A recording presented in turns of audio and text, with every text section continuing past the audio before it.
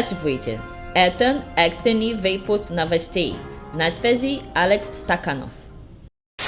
Да, секунду. Какая сегодняшняя ситуация на пляжах Рио-де-Жанейро? Администрация города запретила лежать на пляжах. Но администрация ничего не говорила насчет стояния на пляжах. Можно только стоять, потому что коронавирус заражает только слабых лежачих людей. А прямо ходящих, немного криво шатающихся, купающихся, стоячих людей, он вообще игнорирует этот вирус. Эта рыба лежала, и она заболела коронавирусом. Я получил новые обновления закона пребывания на пляже.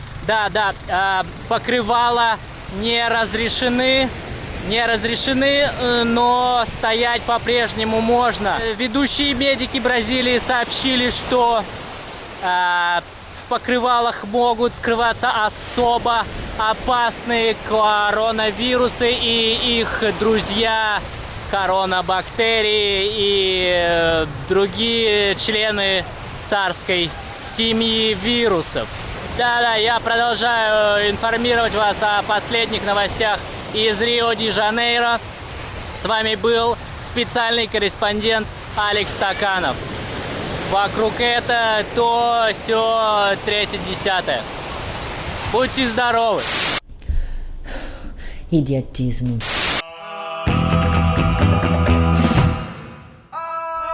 República Dominicana. Exótica.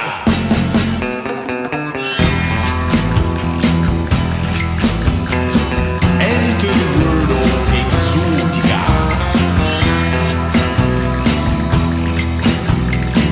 Be a dice of Exótica.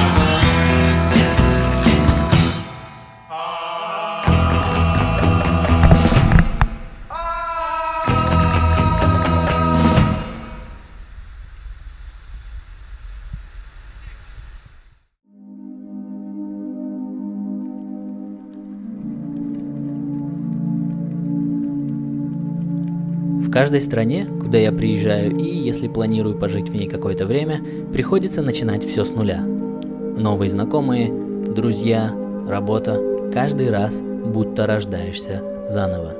Умираешь и снова рождаешься.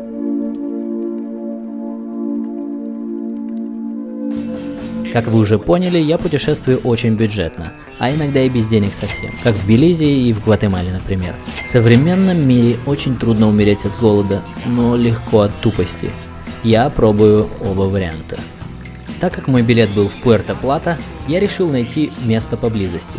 Кабарете. Кажется, о нем упоминал Сева. Так мы называли американца, в оригинале Северин, который попал ко мне на яхту в Греции и упал со скалы.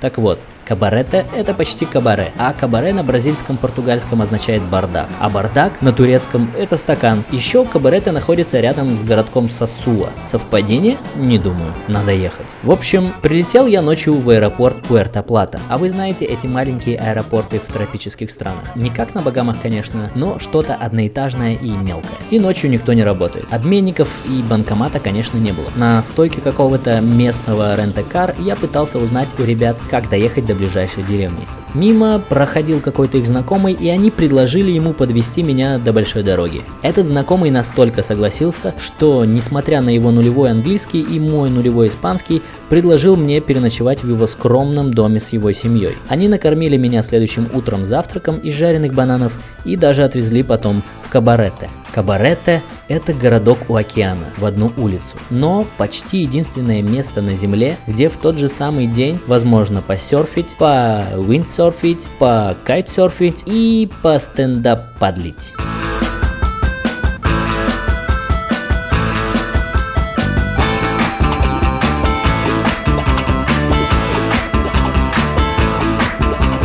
А это Моника. Мы тогда еще не были знакомы, а об этом подробнее дальше.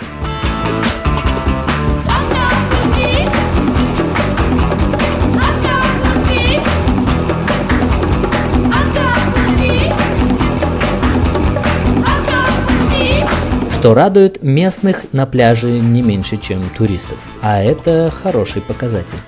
Когда я прилетел в Доминикану, у меня осталось примерно $450 на все про все. Задача была ясна, как слезы доминиканской девственницы. Найти жилье за бесплатно примерно на месяц. А то мне с моей экономностью хватило бы оставшихся денег на пару дней. Я прошелся по всем хостелам и серф-кемпам, что смог найти на Google картах, предлагая обменять свои услуги видео на легкую жизнь под пальмами. Но никто не согласился. Тогда я выбрал сложную жизнь и самый дешевый хостел за $10 за ночь. На рецепции меня встретил чувак с дредами, которого я видел первый раз в жизни, и улыбаясь сказал на английском: «Привет, Алекс, у нас к тебе есть интересное предложение». Я прям охуел. Оказывается, за пару дней до прилета в Доминикану я послал свой первый и последний запрос через Workaway и даже не проверил ответ. На следующий день мы встретились с владельцем хостела и договорились об обмене видео на неделю-две проживания. В хостеле была кухня, общие частные комнаты, бильярд, бассейн, место для барбекю и травокурения, бар и даже батут. Это он днем такой пустой, все на серфинге, кайтинге, туризминге, бухалинге, загоралинге. Главное не забыть выделить один день, чтобы что-то им снять.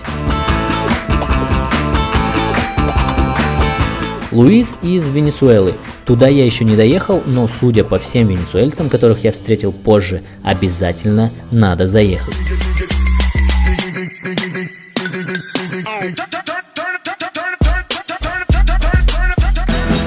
И судя по отличному рому, тоже.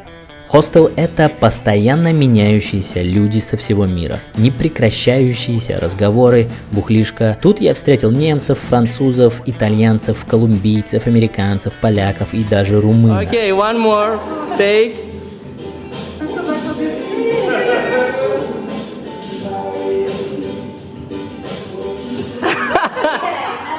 Yeah. Вот, например, прекрасная Мишель из США. Дитя японско-африканских родителей. Michelle, my belle, these are words that go together well. My Michelle, Michelle, my belle, sont des mots qui vont très bien ensemble, très bien ensemble. I love you, I love you, I love you.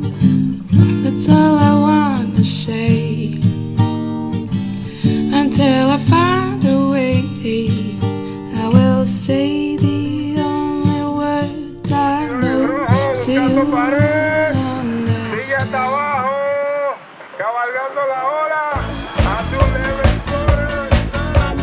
А это Маркус Бом, немец, живущий в Доминикане лет 30. Он создал чемпионат Master of the Ocean, ивент, где каждый участник соревнуется в 4 дисциплинах: серфинг, кайтсерфинг, виндсерфинг и сап. Его школа также финансирует и помогает оборудованием местным детям, давая им возможность заниматься водными видами спорта бесплатно.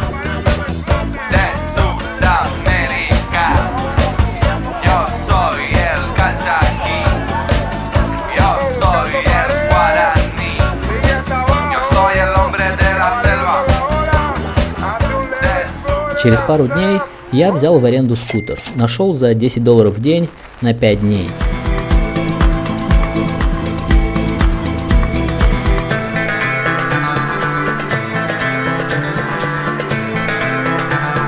По утрам ел фрукты, наслаждался океаном, потом проводил время с новыми друзьями или пытался серфить. Один немецкий оторванный чувак по прозвищу Манго научил меня лазить по кокосовым пальмам. После этого у меня остался нездоровый интерес к кокосам на всю жизнь. I'm in love with the cocos. Мой рекорд — 42 кокоса с одной пальмы голыми руками. 42. Совпадение? Не думаю. Hi. Yeah, baby. Coco. А вечерами я проводил время и деньги в последний путь на пляжных вечеринках. У какого-то американца купил GoPro за $250 и поехал испытывать.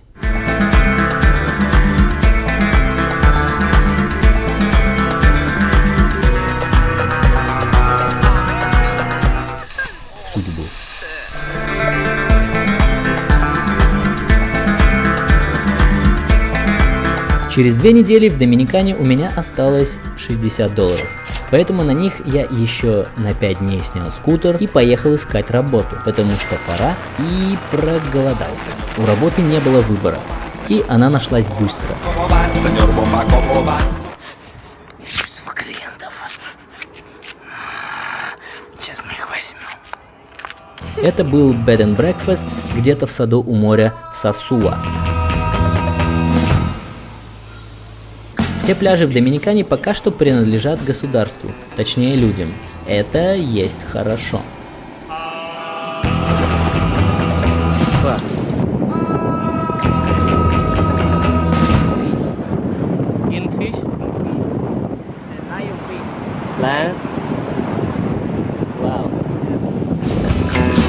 Enter the world of exotica.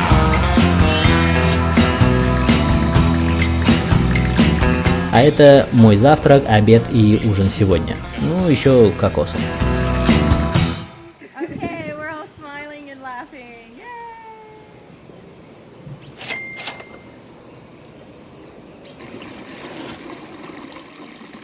Теперь стояла задача найти место для жилья. Я зашел в серф-кэмп к какому-то итальянцу, и мы договорились на неделю.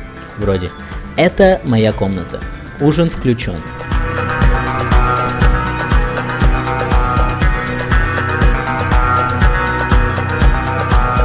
Señor Bomba, ¿cómo vas? ¿Cómo vas? Señor Bomba, ¿cómo vas? ¿Cómo vas? Señor Bomba, ¿cómo vas? И так как это серф-кэмп, сейчас будет кайтсерфинг.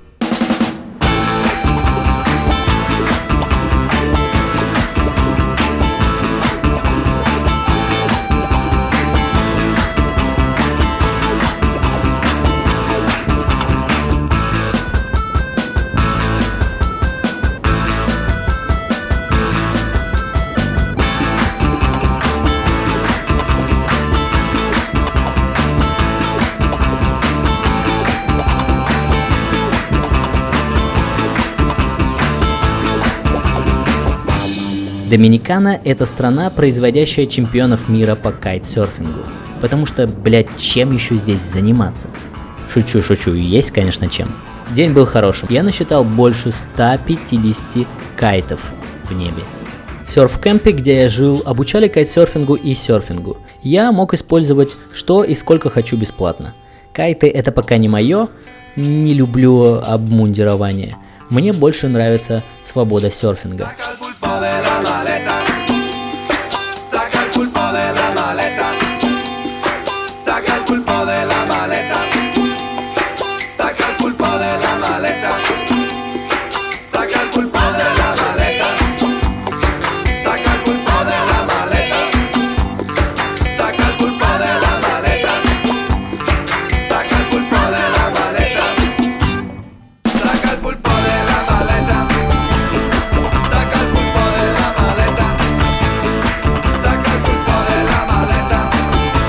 Моя проблема с серфингом была в том, что хорошие волны в Кабарете с 6 до 9 утра, а потом поднимается ветер. А я нередко возвращался домой только к 6 утра.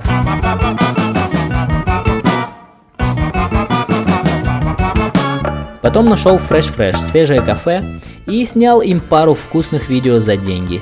Кафе не веганское и даже не вегетарианское, нормальное, со здоровой и вкусной едой и приятной атмосферой. Кстати, не знал, что веганские роллы съедобные и даже вкусные. No. Focusing on the food. Yeah, focus on the food. Как зовут ребят, которые снимались, не помню. У меня плохая память на имена, да и знакомился с сотней человек в неделю. Хер запомнишь.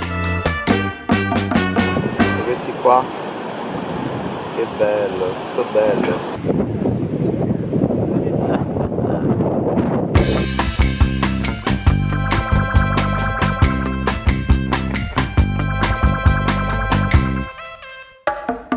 And action. В кафе работала девочка, которая волонтерила в моем прошлом хостеле. А это дочка владельца кафе. Все очень приятные люди и не прочь потусить. И я про дочку. 2. Их там 2.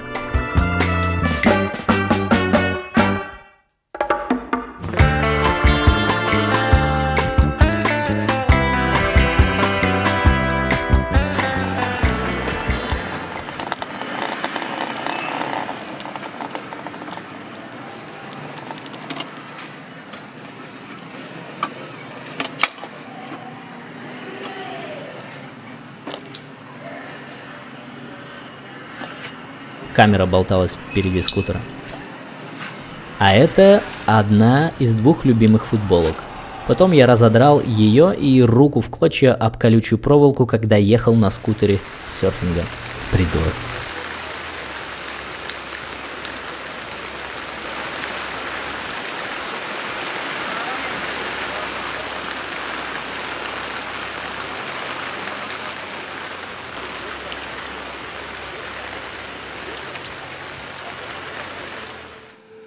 Хочу заметить, что чаще всего, если я не снимал видео для работы, я не снимал для себя, потому что было хорошо. И не хотелось вставлять камеру между мной и моментом. Потому что либо ты снимаешь блог или какую-то хуйню, либо наслаждаешься моментом. Я предпочитал наслаждаться моментом.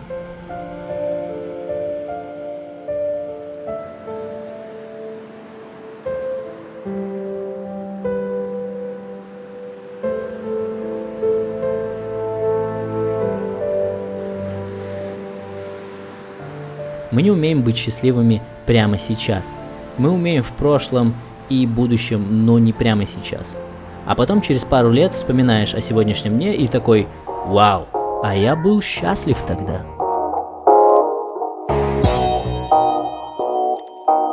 Монику посоветовала как модель американка Тива, которую я увидел где-то на Инстаграме и предложил снять ее бикини. В смысле, снять ролик и фото о ее бренде бикини. Stop! I don't need this guy. Yeah.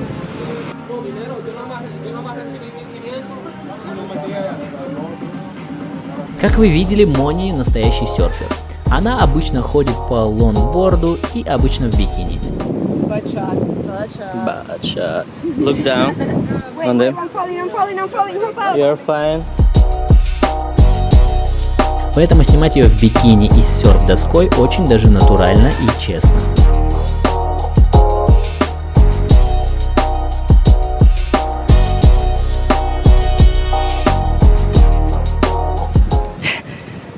That's video, so act naturally.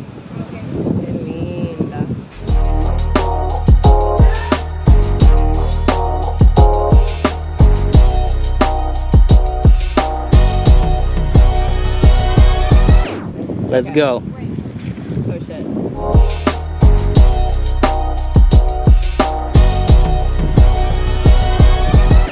Oh my god, I love all these bikinis. Especially the last one, the black one.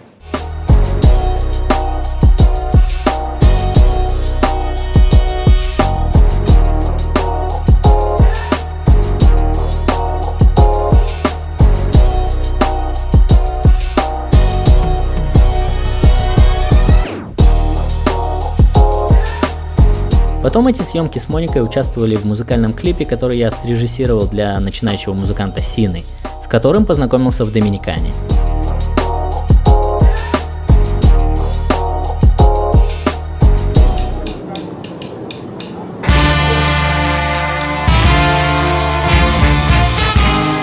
В один из дней я рандомно посылал имейлы, кажется, агентствам, что сдают виллы в Доминикане. Мне ответил какой-то швейцарец, Паскаль. Говорит: я буду завтра в столице Санто-Доминго, приезжай, снимешь видео для моей виллы. Если мне понравится, может, еще будет работа. Платить он почти не собирался. Я не очень хотел ехать работать почти за даром на миллионера. Но хотелось сменить морскую деревню на колониальный город. Поэтому все-таки поехал. Даже не знаю, как получилось встретиться, потому что с коммуникацией были большие проблемы. Он почти не говорит на английском, только на французском и на испанском, а мой испанский был хуже, чем мой португальский сейчас и мой французский всегда. Центр Санто-Доминго, как обычный центр колониального города, красивый и пиздец скучный. Пошли посмотрим на виллу.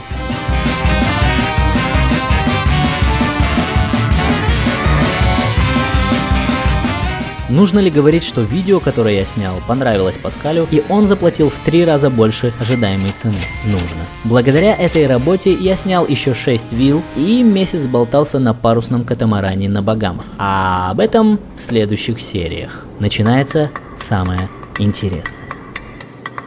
¿Cómo vas, señor Bomba? ¿Cómo vas? ¿Cómo vas, señor Bomba? ¿Cómo vas? República Dominicana. ¡Hija! Bomba? ¿Cómo vas? ¿Cómo vas, señor Bomba? ¿Cómo vas? ¿Cómo vas, señor Bomba? ¿Cómo vas? ¿Cómo vas, señor Bomba? ¿Cómo vas? Como el mundo entero, como el mundo entero, como el mundo entero, como el mundo entero. ¿Cómo vas, señor Bomba? ¿Cómo vas? ¿Cómo vas, señor Bomba? ¿Cómo vas? ¿Cómo vas, señor Bomba? ¿Cómo vas? ¿Cómo vas, señor Bomba? ¿Cómo vas?